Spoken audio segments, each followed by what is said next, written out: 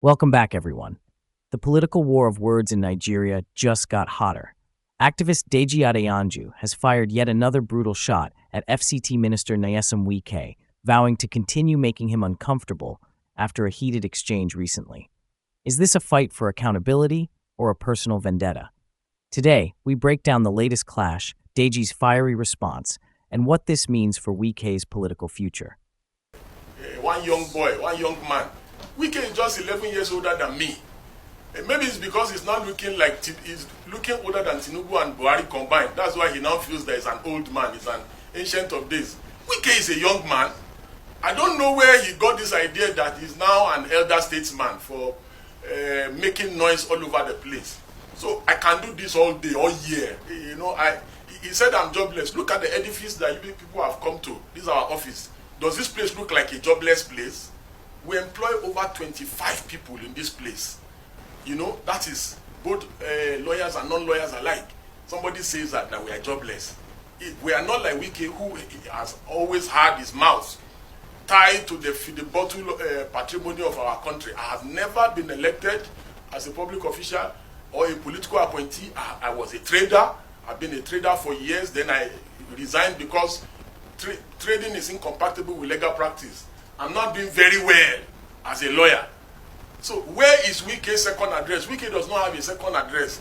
His only address is looting of public resources and public patrimony. Look at the way he's grabbing land in the FCT all over the place and giving it to his friends. He's grabbing even parks, stealing people's parks and turning it into residential. I've been able to get Wike to be uncomfortable in my little corner. I've been able to get Wike to be uncomfortable. I got Wike to leave his office and he went to the community to address them. Do you know what it takes to get somebody like Wike that is full of himself to leave his comfort zone? Do you know what it means to get Wike to do constructive criticism to some of his bad policies, his anti-people policy in the FCT, and issues around land grabbing of poor people's homes, and giving it to his friends? Thank God that in his reply, he has not faulted us for the allegations we have raised. He has said yes, that he's giving the land that he's grabbing from poor people to his friends. That should he give the land to his enemies? This is the kind of people.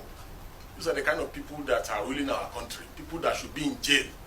People that should be in jail for corruption, for stealing, for electoral fraud and malpractice. They're the ones that want to give lectures on morality. He allegedly said that I came to him, I begged him to be National Public Secretary of PDP.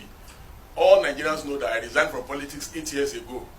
And that event that he's talking about happened before I even resigned from politics. Since my resignation from politics, I have been jailed, I have been handed, I have been beaten on the street.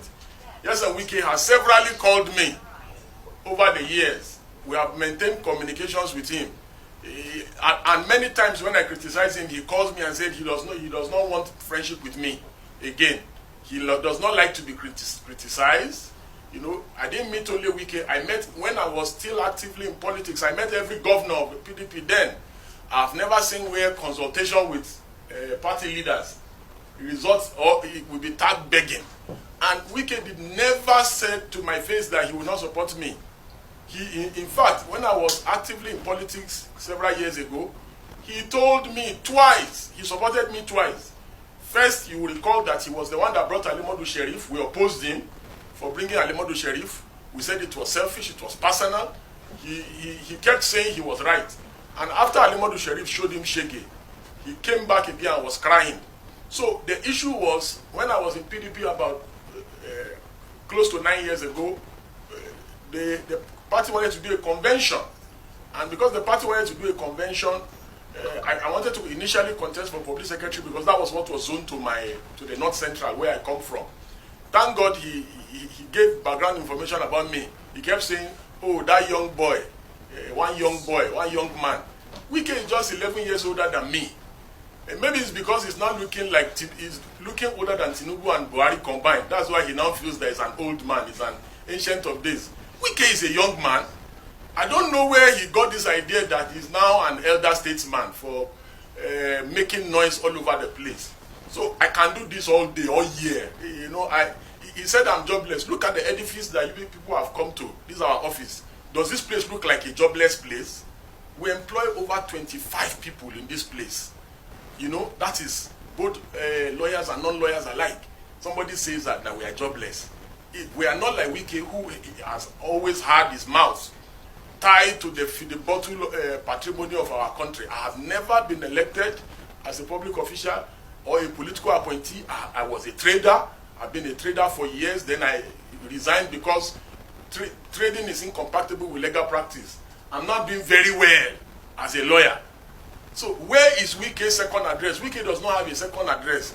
His only address is looting of public resources and public patrimony. Look at the way he's grabbing land in the FCT all over the place and giving it to his friends. He's grabbing even parks, stealing people's parks and turning it into residential building.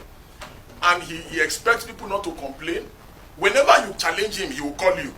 And there's nothing I'm saying that I don't have receipts.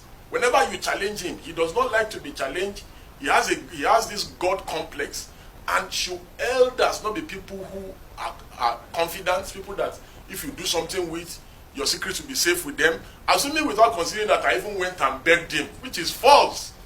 Should he call a presser and start crying 8 years later, almost 9 years later, that I came to him, I begged him, every PDP governor then, all PDP stakeholders, I consulted with them. I went round all the zones in this country, both when I wanted to be deputy public secretary, then when the party changed, rezoned, and it was now, and the public secretary now came to my zone in the North Central. I still went around. Everybody endorsed me. About over 8 years ago, everybody endorsed me. David Mark, all the leaders from the North Central endorsed me. In fact, my state leaders, state caucus, they told everybody running from Kogi to step down for me when we go to Port Harcourt. There's no governor, and they are all around, even all his G5 governors.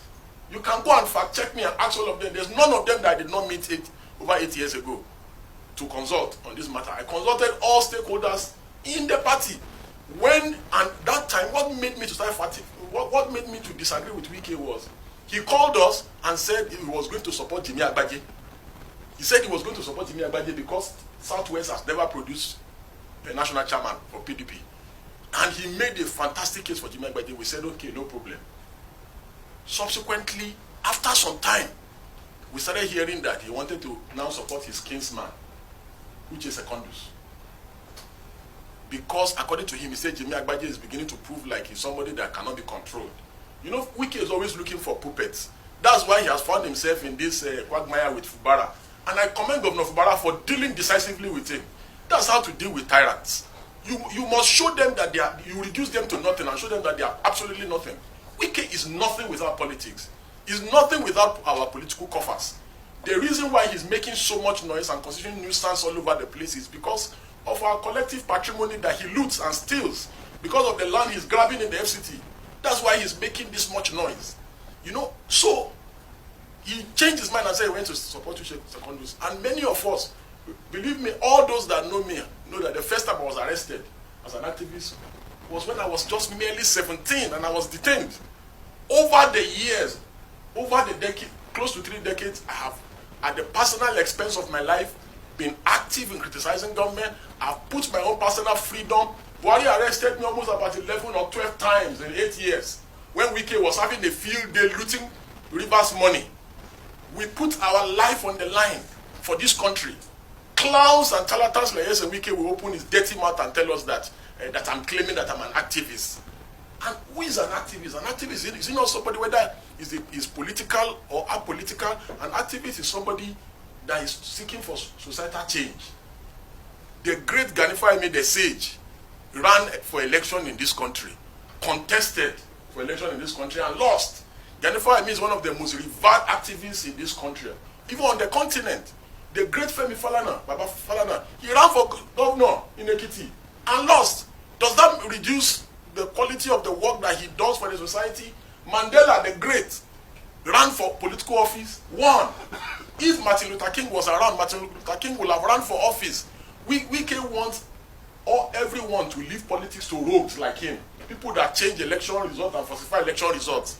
His idea of nation building is where rogues like himself will be in charge at the helm of affairs. So all citizens of conscience should get involved in politics. I have no interest in politics anymore. I have gone, I have tried, I have seen that they can never change. They are dirty people. They do not play by the books. Even when I was in PDP, I was always criticizing them. And Wike himself can attest to this. I'm not a stranger to him. Because he knows I'm from Kogi. And he gave full detail of me, which means he knows I'm not a stranger to him. We talk on WhatsApp, we talk all the time. So, but that would not make me to see Wike doing the wrong thing and stop criticizing. I will criticize him. There was a time I criticized him vehemently and he called and was saying, why am I criticizing? I said, I will criticize you. No matter what, I will criticize you.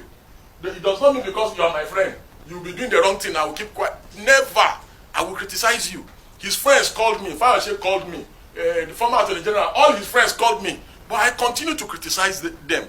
And I have severally praised Wike for doing the right thing. If he does the right thing, I will praise him. If he steals people's land, grabs people's land, I will also criticize him. It's nothing personal. When he started saying he wanted to bring secondaries, we said, no, Wike, you swore that it is going to be Jimmy Agbaje. You swore that it was based on equity, that Southwest has never produced PDP before. But Wike does not have integrity. He does not know what integrity is. His words mean nothing. That was why at the PDP National Convention, before he lost, he swore that whatever happened, he will abide by the outcome. Look at today. Wike said PDP is cancer. APC is cancer. PDP is malaria. But today, Wike is mingling with cancer. Same Wike with the same mouth. He speaks from both sides of his mouth. So we challenged him and said, we will not allow your Uche secondaries. Which is partly why I made the 360 turn and I said, no, this man does not have integrity. That was why I stopped talking to him at that time. He never, you can fact check me, he never told me, as he was saying that, oh, I came to meet him, he said he's not going to support. He can never tell me that to my face. He can never. Neither can any governor tell me that one to my face, that I will come and meet you, you tell me that you will not. It's a lie. In fact, he promised me that he was going to support me. He could have, Wike, typical Wike, just like he deceived Peter Obi. Peter Obi kept going to him, he was encouraging him, but he went behind his back and sabotaged him. So maybe he was planning not to support me. But when I discovered that it was now obvious that he wanted to renege on his word of supporting Jimmy Agbaje. Don't forget to like, subscribe, and hit the bell icon, because this drama is far from over.